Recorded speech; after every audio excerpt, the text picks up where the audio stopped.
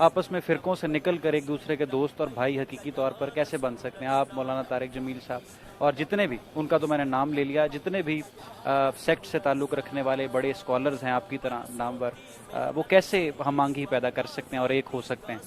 بتائیں نا، ختم نبوت کے مسئلے میں ہماری کسی نے مخالفت کی ہے؟ کسی نے بھی نہیں کی ہے۔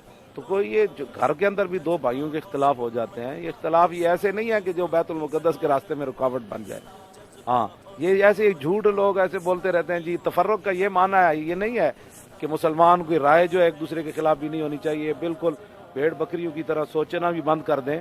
سوچ اور فکر تو مسلمانوں کی ہے نا، اور اس میں اختلاف جو ہے دو بھائیوں کے بھی ہو جاتے ہیں، چاروں اماموں کے بھی اختلاف ہوئے، امام احمد بن حنبل کے، امام شافعی کے، امام مالک کے اور امام اعظم ابو حنیفہ کے، لیکن وہ چاروں کے چاروں ایسے ہیں۔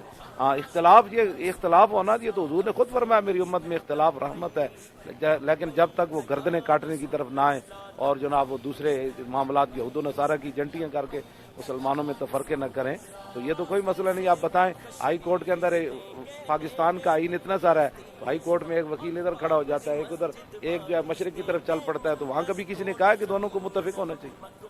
تشریح میں تو اختلاف ہو جاتا ہے نا، تو یہ کیسے ہو سکتا ہے کہ مولوی خادم ایک تشریح کرے تو اس کے ساتھ ہی ساری دنیا متفق ہو جائے؟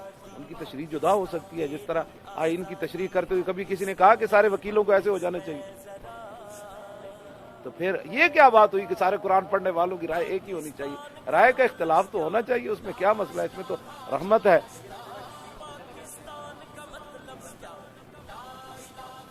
اس کو بھی حل کیا جا سکتا ہے، جب دین آئے گا نا، دین تو ایسے حل کرے گا سارے مسئلے۔ لبیک لبیک لبیک یا رسول اللہ۔